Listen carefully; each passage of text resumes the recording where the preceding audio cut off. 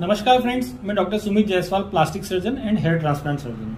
आज हम आपसे हेयर ट्रांसप्लांट का एक नया वीडियो लेकर आए हैं आपके सामने, जिसमें बायलेटरल फ्रंटल रिसेक्शन है, मतलब सामने के दोनों साइड के ट्रायंगल जो है पेशेंट के खाली हैं। जो हेयर ट्रांसप्लांट है हम लोग जो करते हैं एडवांस्ड एफयूवी टेक्निक करते हैं, जिसमें कि जो भी बेस्ट पॉसिबल इंस्ट्रूमेंट है, बेस्ट पॉसिबल इंफ्रास्ट्रक्चर हम लोग यूज़ करते हैं। जो सेटअप हम लोगों का है हॉस्पिटल सेटअप है, हम लोग कोई क्लिनिक पे प्रोसीजर नहीं करते हैं, क्योंकि ये एक तरह से सर्जरी है, तो इसे सेफ जगह पर जहाँ पर प्रॉपर बैकअप हो, सारी सुविधा हो, कुछ इमरजेंसी कंडीशन को मैनेज करने के लिए वैसी जगह ही करना चाहिए। साथ ही पिछले 10 सालों से हम लोग ये प्रोसीजर कर रहे हैं जैनिथ क्लिनिक में, और इसके अलावा हमें करीब 15 साल का हेयर ट्रांसप्लांट सर्जरी का अनुभव है। जो हेयर ट्रांसप्लांट है एक बहुत ही सफल और काफ़ी पुराना हो चुका है अब तो, जो तरीका है नए हेयर को ग्रो करने के लिए। कोई भी मेडिसिन या दूसरी कोई थेरेपी होती है जिससे कोई नए हेयर आने का कोई संभावना नहीं रहती है, इसे हेयर ट्रांसप्लांट के माध्यम से ही आप नए बाल ग्रो कर सकते हैं। इसमें हम लोग कोई बाहर से कुछ चीज़ नहीं लाते हैं, जो आपके एग्जिस्टिंग हेयर है उन्हें ही रीडिस्ट्रीब्यूट करते हैं। मतलब कि जो सर के पीछे हिस्से के बाल होते हैं वहाँ से कुछ बालों की जड़ों को लेते हैं, और जहाँ खाली एरिया है सामने वर्टेक्स या किसी भी पार्ट में सिर के, वहाँ पे उसको ट्रांसफ़र किया जाता है। जो मेल पैटर्न बाल्डनेस है उसकी कई सारी ग्रेड्स होती हैं। सबसे जो शुरुआत होती है आमतौर पर फ्रंटल रिसेक्शन से होती है, वो पीछे जो वर्टेक्स का एरिया है वो खाली होने से होती है। जो पीछे के बाल रहते हैं, पीछे का posterior part of the scalp का, वहाँ का करीब 7 सेंटीमीटर विड्थ का जो एरिया रहता है वो परमानेंट जोन रहता है, जहाँ के बाल कभी नहीं गिरते हैं। वो आप 70 साल की उम्र में भी देखेंगे, पीछे एक जोन रहता है, एक एरिया रहता है जहाँ के बाल रहते हैं। तो हम लोग हेयर ट्रांसप्लांट में उन्हीं बालों की जड़ों को यूज़ करते हैं, और जड़ सहित उन्हें वहाँ से लेकर सामने जहाँ एरिया खाली है वहाँ पर ट्रांसफ़र किया जाता है। मतलब हेयर ट्रांसप्लांट में कोई नया बाल पैदा नहीं कर रहे हैं हम लोग, सिर्फ इधर से उधर रीडिस्ट्रीब्यूशन कर रहे हैं, ताकि जो आपका लुक है वो बेहतर हो सके, सामने जो हेयर लाइन बन सके, और एक कंप्लीट स्कैल्प का विजिबिलिटी लॉस हो सके। मतलब जो बाल्डनेस मतलब स्कैल्प को दिखना, तो अगर सब जगह हेयर होंगे तो वो स्कैल्प नहीं दिखेगा, और उससे एक यूथफुल लुक आता है, एक बाल्डनेस जो है वो छुप जाती है। इसमें जो हम लोग का पेशेंट है करीब 45 ईयर ओल्ड मेल है, जिसमें कि सामने के दोनों ट्रायंगल खाली हो गए हैं। इसमें करीब हम लोग 2500 ग्राफ्ट ट्रांसप्लांट करेंगे। करीब 6 से 7 घंटे का प्रोसीजर रहता है, और उसके बाद सेम डे पेशेंट घर जा सकता है। अगले दिन से लगभग सारी एक्टिविटीज़ कर सकता है। बहुत ज़्यादा आफ्टर केयर का ज़रूरत नहीं रहता है, सिर्फ ये ध्यान रखना रहता है कि उसे टॉवल से वॉश नहीं करना है, और धूल मिट्टी से उसको बचाना है फॉर नेक्स्ट 2 to 3 वीक्स। एक बार वो सेट हो जाएगा, 1 मंथ हो जाएंगे, तो उसके बाद आप उसको जैसे चाहे रख सकते हैं। इसमें जो प्रोसीजर रहता है, इसमें मल्टीपल स्टेजेस रहती है। पूरा रिजल्ट आने में 4 to 6 मंथ का समय लगता है। मतलब हम लोग जो लगाते हैं, ग्राफ्ट लगाते हैं या फिर जैसे जड़ बोलते हैं वो लगाते हैं, और उसके ऊपर छोटा सा हेयर का हिस्सा रहता है। तो वो जो जड़ रहती है वो वहीं पर रह जाती है, लेकिन ऊपर का जो हिस्सा है वो गिर जाता है 1 month to 6 वीक्स के बाद। तो ऐसा लगता है कि हेयर फॉल होने लग गया, या जो लगाए वो फेल हो गया, लेकिन ये एक नॉर्मल साइकिल रहता है। 1 से 1.5 महीने में गिरते हैं, और फिर उसके बाद वापस से आना शुरू होते हैं 2 to 3 मंथ्स में।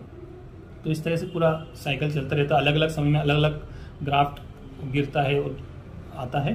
तो पूरा रिजल्ट आने में 6 मंथ 8 मंथ तक लग सकता है। पेशेंट की एज और उसका स्कैल्प की कंडीशन पर डिपेंड करता है। बाकी और कोई मेजर साइड इफेक्ट या आफ्टर केयर का ज़रूरत नहीं रहता है। इसके साथ कोई मेडिसिन रहती है जो स्वेलिंग और दर्द की रहती है, वो 5 to 7 डेज तक लेना रहती है। अगर आपका हेयर फॉल एग्जिस्टिंग चल रहा है तो हम लोग उसके बाद मिनॉक्सिडिल या PRP थेरेपी एडवाइस कर सकते हैं। जहाँ पे ऑलरेडी बाल हैं लेकिन डेंसिटी कम है, उनकी क्वालिटी ख़राब है, तो वहाँ के लिए PRP दिया जा सकता है। और पेशेंट अगले दिन से अपने काम पे जा सकता है। सिर्फ एक हल्की कैप पहन सकते हैं, ताकि उसका धूल मिट्टी से बचाव हो सके और वो लगे नहीं कि कुछ प्रोसीजर करा गया है। इसमें हम लोग आमतौर पर यदि बहुत ज़्यादा एरिया रहता है, 4000-5000 ग्राफ्ट लगाना है तो कंप्लीट स्कैल्प को शेप करना पड़ता है। यदि कम ग्राफ्ट लगाना है 1500 या 1000, तो हमें सिर्फ जहाँ से निकालना रहता है उस पार्ट को शेप करना रहता है, और जहाँ लगाना रहता है वहाँ पर हम लोग लगा सकते हैं। लॉन्ग हेयर ट्रांसप्लांट जिसे कहा जाता है। जो कॉस्ट रहती है वो काफ़ी सारी चीज़ों पर डिपेंड करता है। हम लोगों का जो कॉस्ट रहता है बहुत ही नॉमिनल कॉस्ट है। करीब 3000 ग्राफ्ट करते हैं तो 45,000 रहता है। 2000 ग्राफ्ट रहता है तो 35,000 का कॉस्ट रहता है। 4000 ग्राफ्ट अगर करते हैं तो 55,000 का खर्चा रहता है। सो हम लोग का कॉस्ट थोड़ा कम है। पिछले 10 सालों से हम लोगों ने स्थायी रूप से कॉस्ट सेम रखी है। नंबर ऑफ केसेस हमारे बढ़ गए, लेकिन कॉस्ट हमने नहीं बढ़ाया है। सो आपको ये ध्यान रखना है कि सिर्फ कॉस्ट के हिसाब से आपको सेंटर या डॉक्टर डिसाइड नहीं करना चाहिए। अगर कॉस्ट कम है तो इसका मतलब नहीं कि कोई सब ऑप्टिमल कंडीशन में हम करेंगे या बेहतर रिजल्ट नहीं मिलेगा। सब लोग अपना अपना रहता है कि कोई अधिक कॉस्ट में करना चाहता है, कम कॉस्ट में करना चाहता है।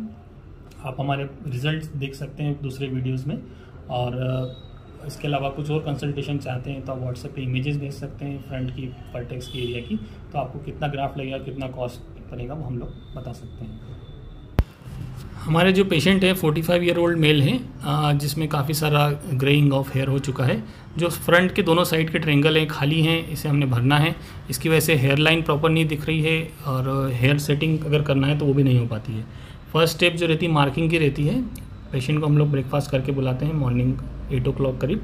मार्किंग करते हैं, हेयर लाइन का डिज़ाइन करते हैं। पेशेंट की बॉडी हैबिटस के हिसाब से फोरहेड का विड्थ रखा जाता है, और एक कंप्लीट एरिया जहाँ जहाँ हमें ग्राफ्ट लगाना है और जहाँ नहीं लगाना है वो मार्किंग के द्वारा डिसाइड किया जाता है। उसका फोटोग्राफ लेके पेशेंट को दिखाया जाता है। जो बीच का एरिया दिख रहा है वहाँ पर डेंसिटी कम है, पूरा गायब नहीं है, तो वहाँ पर हम लोग PRP करेंगे और कुछ हेयर ट्रांसप्लांट करेंगे। जो फर्स्ट स्टेप रहती है क्लीनिंग करने के बाद, पेशेंट को OT में लेने के बाद एनेस्थीसिया की रहती है। सबसे पहले हम लोग फ्रंट वाला एरिया जहाँ पे हमने ग्राफ्ट लगाना है उस पार्ट को एनेस्थेटाइज करते हैं। वहाँ पे मल्टीपल होल्स क्रिएट करते हैं, जितना प्री डिसाइडेड हमारा रहता है। करीब 2500 ग्राफ्ट लगाने का लक्ष्य इसमें।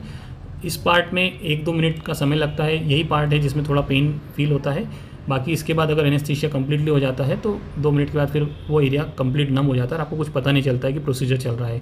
बिल्कुल पतली निडल हम लोग यूज़ करते हैं, इंसुलिन सिरिंज, जिसके द्वारा कम से कम पेन में एनेस्थीसिया दिया जा सके। ज़ाइलोकेन विद एड्रेनलिन देते हैं। इसके बाद आप देख सकते हैं इसमें मल्टीपल होल्स कर रहे हैं। इसकी होल्स की डायरेक्शन सही होना चाहिए, उनका गैप प्रॉपर होना चाहिए। ये एक टेक्निकली डिमांडिंग स्टेप है। ये प्रोसीजर करने के बाद जो आप देख रहे हैं इस समय posterior part of the scale पे यहाँ पे हमने एनेस्थीसिया दिया और अब हम लोग उसमें ग्राफ्ट को निकाल रहे हैं। आप देख सकते हैं कि जो ग्राफ्ट का डायरेक्शन है उसी डायरेक्शन में पंच जो है उसको अंदर जाना चाहिए ताकि ग्राफ्ट का बेस ना कटे, उसके रूट को इंसिजन ना हो। क्योंकि कई बार अगर प्रॉपर तरीके से ना किया जाए तो उसमें ट्रांजेक्शन हो जाता है बेस ऑफ द ग्राफ्ट का, और वो लगता है कि हमने ट्रांसप्लांट किया लेकिन रिजल्ट नहीं आता है। आमतौर पर 5% तक अगर ग्राफ्ट लॉस होता है तो वो ओके माना जाता है। इसके बाद जो ग्राफ्ट निकला है इसे हम लोगों ने चिल्ड कोल्ड सलाइन में रखा है। कम से कम समय इसे एनवायरमेंटल में रखना रहता है और बेस्ट पॉसिबल कंडीशन उसे दी जाती है। PRP के सॉल्यूशन में उसको इन्फिल्ट्रेट करके रखते हैं हम लोग।